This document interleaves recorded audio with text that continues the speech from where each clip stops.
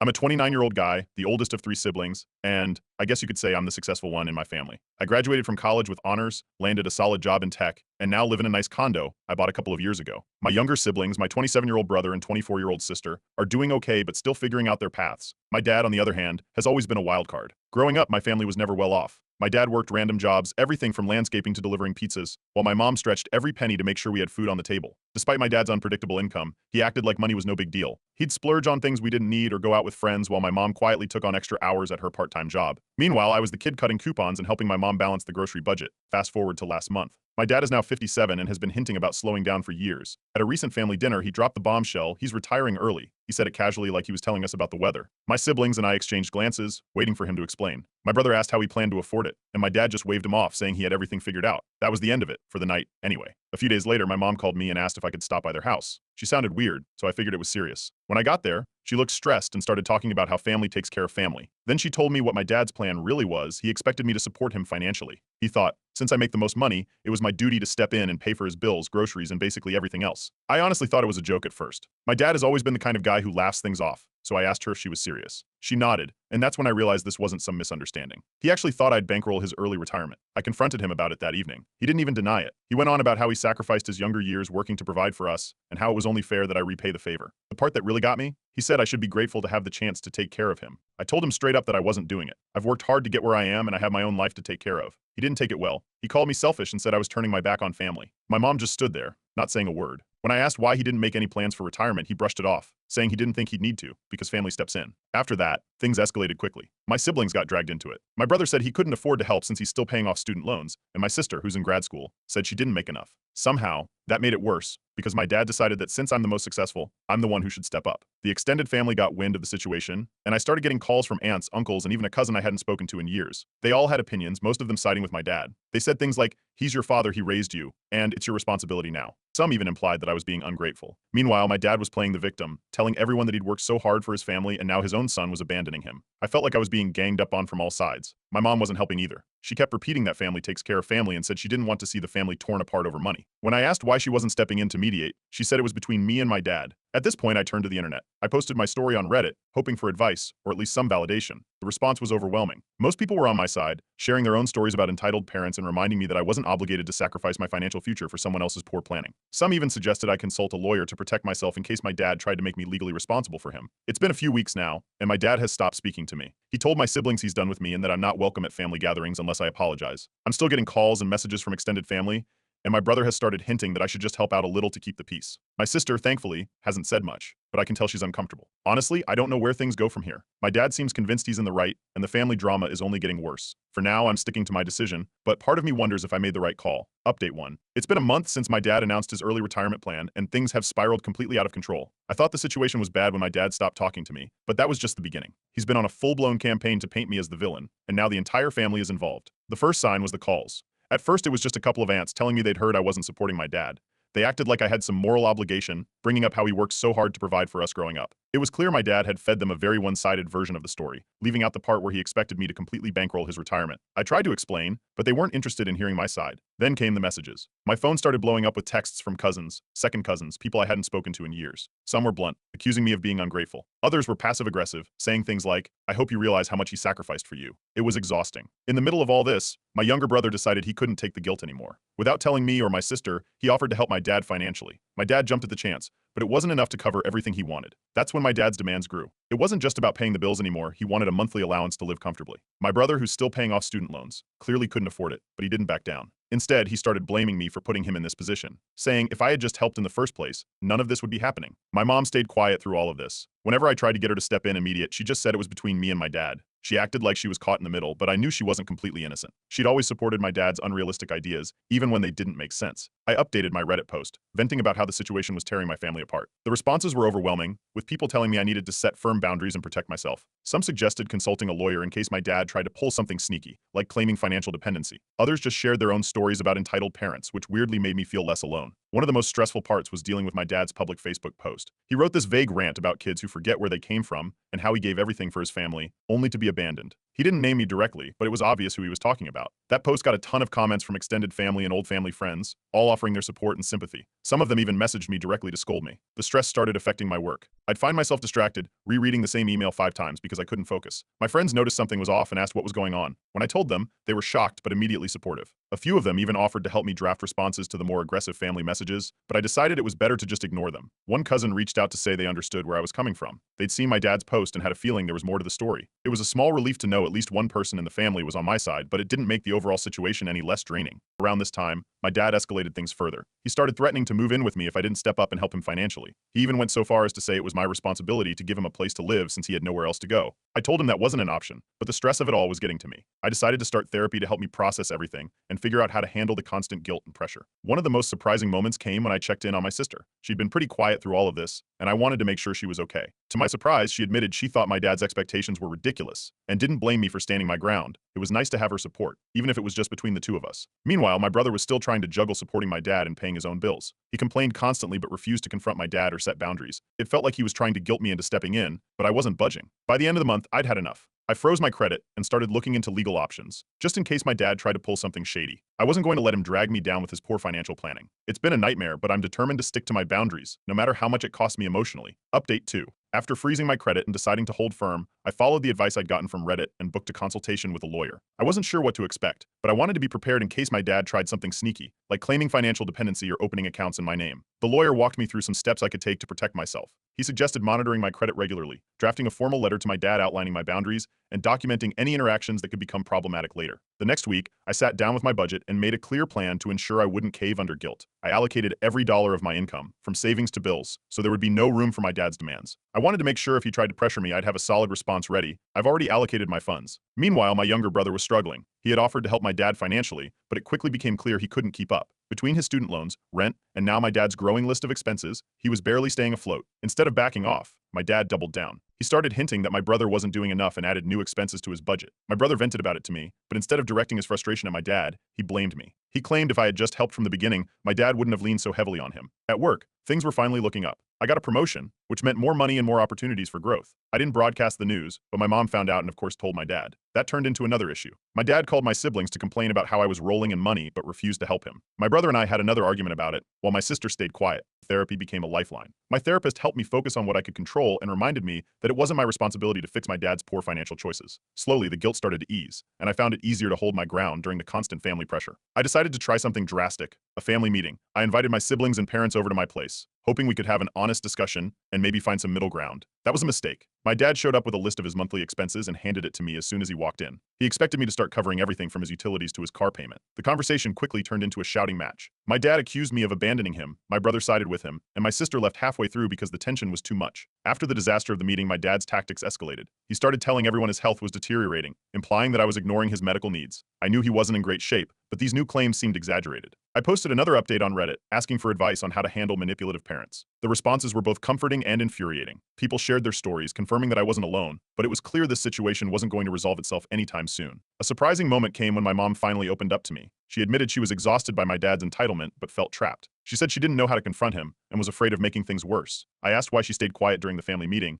and she said she felt caught between her role as his wife and her own frustrations. Not long after that, I got an email from my dad. Attached was an itemized list of his expenses, totaling over $3,000 a month. He wasn't even subtle about it, he flat out said he expected me to pay. I ignored the email, but he followed up with passive-aggressive posts on Facebook. He shared memes about selfish kids and how real families take care of each other. Mutual friends started commenting, and it felt like the drama was bleeding into every part of my life. Despite the chaos, there was one bright spot. My sister called me and said she was starting to see things differently. She'd always tried to stay neutral, but after seeing how far my dad was willing to push, she admitted she understood why I was standing firm. It was a relief to have her support, even if it didn't solve the bigger problem. My most recent Reddit update reached our best of Redditor updates, and the outpouring of support was incredible. Strangers shared their own stories of cutting ties with toxic family members and encouraged me to stay strong. It was validating to know I wasn't alone, even if my family didn't see it that way. The latest twist came when my dad sent another email, this time threatening to cut me out of his will if I didn't comply. He framed it as an ultimatum, but honestly it felt more like desperation. I'm not sure what's next, but one thing is clear, I'm not backing down. Update 3. I wasn't expecting my dad to show up at my condo, but that's exactly what happened last Saturday. I was getting ready for the day when I heard loud banging on my door. I checked the peephole and saw him standing there, looking furious. He wasn't just knocking, he was slamming his fist on the door like it was an emergency. I opened the door slightly, just enough to ask him what he was doing. He pushed his way in without waiting for an invitation. I was caught off guard, but I managed to step back before he barreled into me.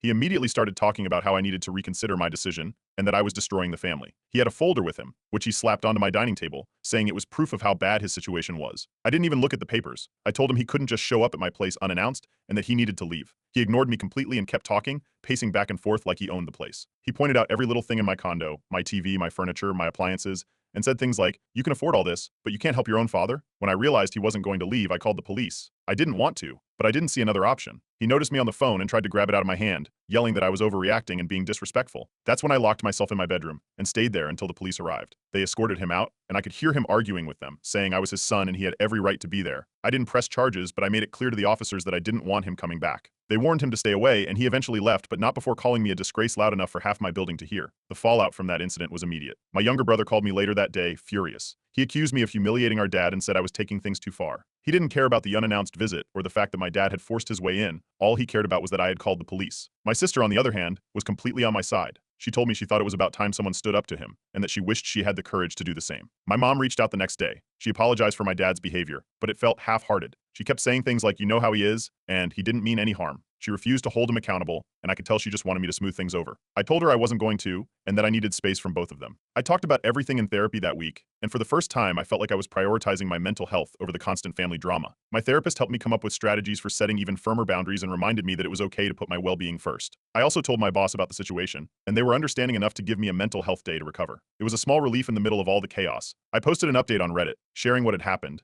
and the support was overwhelming. People encouraged me to file a restraining order if my dad showed up again, and some even shared stories about how they dealt with similar situations. It was a reminder that I wasn't alone and that I wasn't crazy for setting boundaries. The family division grew even deeper after the incident. My sister fully sided with me and stopped taking calls from my dad and brother, which only made my dad angrier. Meanwhile, my brother was still trying to defend him, even though he was starting to struggle financially himself. I learned through my sister that my dad had taken out a personal loan recently, which he couldn't repay, and was now trying to guilt my brother into helping with that too. It was a mess. My sister and I started brainstorming how we could handle the situation together. She suggested we look into legal options to make sure our dad couldn't claim financial dependency on US or open any accounts in our names. I reached out to my lawyer again and started filing the necessary paperwork. It felt good to finally take proactive steps instead of just reacting to every new crisis. Of course, my dad wasn't done. He started leaving tearful voice messages, begging me to reconsider and saying things like, "You're all I have left." I ignored them, but it was exhausting. Then he threatened to sell off family heirlooms, claiming it was my fault he had to resort to such measures. I knew I couldn't keep engaging with him, so I decided to cut him off completely. I blocked him on every platform, phone, email, social media, and told my mom and brother I didn't want any updates about him. It wasn't an easy decision, but it felt necessary. My latest Reddit update blew up, getting over 20,000 upvotes. The encouragement from strangers has been incredible, and hearing others share their stories of going no contact has given me the strength to stick to my decision. For the first time in months, I feel like I'm finally taking control of my life. Update 4. After cutting my dad off, things were quiet for a few weeks. No messages, no random visitors, nothing. For the first time in a long while, I started to feel like I could breathe. I focused on my job, kept going to therapy, and spent more time with my younger sister. She was the only family member who really understood my side of things, and we'd started to grow closer because of it. Then, out of nowhere, my mom reached out. She hadn't called me in weeks, so I assumed she was siding with my dad like usual. Her tone was different this time. She said she needed to talk to me in person about something important. I was skeptical. The last thing I wanted was another guilt trip or some new scheme to rope me back into the drama. But she sounded serious, and part of me wanted to know what was going on. I agreed to meet her at a neutral spot, a coffee shop near my place. I brought my sister along just in case. When we sat down, my mom looked worn out, like she hadn't slept in days. She started talking about how difficult things had been with my dad lately. At first, I thought it was going to be the usual spiel about how I needed to make amends, but then she dropped a bombshell. My dad had been gambling for years, and that's why he was broke. I couldn't believe it. She explained that it started small with scratch-offs and the occasional trip to the casino, but it had spiraled out of control. Apparently, he'd been using his paycheck to cover his losses, which is why he was never able to save anything. It got worse when he started taking out loans to cover his debts. That's why he was so desperate for me to support him. He wasn't just broke, he was drowning in gambling debt. Then came the part that made my stomach drop. My mom admitted that years ago, when I was a teenager, my dad had cashed out part of my college savings to cover one of his bigger losses. She said she'd kept it a secret because she didn't want to disrupt the family. Hearing that felt like a punch to the gut. All those years I'd worked part-time jobs and applied for scholarships to get through school, thinking we didn't have the money, and this was why. I couldn't wrap my head around it. My mom started crying, saying she regretted not stopping him but felt powerless. She talked about how she'd spent years trying to hold everything together, hoping he'd change. She said she felt guilty for enabling him but didn't know what else to do. My sister sat there in stunned silence, and I just let my mom talk. There wasn't much I could say at that moment. After the meeting, I shared what happened with my sister in more detail. She was furious, not just with our dad but with our mom for covering it up. It shifted her perspective on everything, and I could tell she was starting to see just how deep this dysfunction ran. We decided to be more proactive about protecting ourselves from any more fallout. I updated Reddit again, sharing the new information about the gambling and the college fund. The response was overwhelming. People were outraged on my behalf, and many shared similar stories about parents who hid financial problems until it was too late. Some gave practical advice, like keeping an eye on my credit report in case my dad tried anything shady. That turned out to be excellent advice. A few days later, my mom called me again, this time with more bad news. She'd found paperwork suggesting my dad had been trying to open credit cards in my name. Thankfully, he hadn't succeeded, but it was enough to send me into action. I checked my credit report immediately and froze everything again just to be safe. I also filed paperwork to make sure he couldn't claim financial dependency on me in any way. When my dad found out about the meeting with my mom, he completely lost it. He started calling my sister and me traitors and accused my mom of plotting against him. He told my brother that we were trying to turn the family against him, which only fueled the division. My brother refused to believe the gambling story, saying it was just an excuse my mom made up to justify not helping my dad. At this point, my mom seemed to be at her breaking point. She hinted that she was considering separating from my dad, but she wasn't ready to take any real steps yet. She said she was tired of living like this but didn't know how to leave after so many years. It was hard to feel sorry for her after everything she'd kept hidden, but I could tell she was genuinely struggling. Despite the chaos, I kept focusing on rebuilding my life. Therapy helped me work through the anger and betrayal, and my bond with my sister continued to grow stronger. We talked about the future, about how we could break the cycle of dysfunction in our family. For the first time, it felt like there was a light at the end of the tunnel. Update 5. After everything that happened with my dad, I thought things couldn't get worse, but I was wrong. Word started spreading among the extended family about his gambling addiction, and suddenly the people who had been on his side weren't so quick to defend him anymore. I heard through a cousin that he'd been calling relatives one by one, asking for money. At first, a few of them helped, but once the truth about his debts came out, most of them stopped taking his calls. The news of his financial troubles seemed to reach everyone except my younger brother. Despite all the evidence, he refused to believe my dad's gambling was as bad as my mom and I said. Instead, he doubled down on supporting him. Against my advice, he took out a small loan to help cover some of my dad's outstanding bills. It wasn't long before he started complaining about how tight his finances were, but he still wouldn't admit that enabling my dad was part of the problem. In the middle of all this, I got some good news at work. My boss offered me a significant promotion, one that came with a much bigger paycheck and more responsibilities. It felt like a validation of everything I'd been working toward, but I kept the news quiet. I didn't want to give my dad any more ammunition to guilt me, and I knew my brother would just use it as another excuse to call me selfish. Therapy continued to help me process everything. My therapist guided me through letting go of the guilt and resentment I'd been carrying for years. It wasn't easy, but I started to feel lighter, like I was finally taking control of my own life. I also updated Reddit again, sharing how far I'd come. That post got over 25,000 upvotes, with countless people cheering me on and telling me how proud they were of the boundaries I'd set. Reading those comments was a reminder that I wasn't alone in this. Then, out of nowhere, I received a handwritten letter from my dad. It was the first time I'd heard from him directly since cutting him off. The letter started with an apology. He said he was sorry for how things had escalated and admitted he'd made mistakes. But as I kept reading, it became clear that the apology wasn't entirely genuine. He spent most of the letter justifying his actions and ended by subtly asking for help again. It was the same old pattern, just dressed up in different words. I didn't respond. I've learned that no contact is the healthiest option for me, and I wasn't about to break it. Meanwhile, my mom started taking small steps toward independence. She got a part-time job and eventually moved in with a supportive relative. It wasn't a complete separation from my dad, but it was a start. She called me one day to tell me about her new job, and for the first time in a while, she sounded hopeful. I didn't press her about whether she'd leave my dad for good. I figured that was a decision she had to make on her own. One of the biggest surprises came from my sister. She and I sat down with my brother to try and talk some sense into him. We explained how enabling our dad was only making things worse, but he wouldn't budge. He kept saying that helping was the right thing to do, and that I was being too harsh. It wasn't a productive conversation, but at least my sister and I left feeling more united in our approach. A small victory came when I heard my dad had started selling off some of his personal belongings to cover his expenses. These were things he'd sworn he'd never part with, so it was a big deal. It didn't solve his financial problems, but it was a step toward taking responsibility, even if it was just a small one.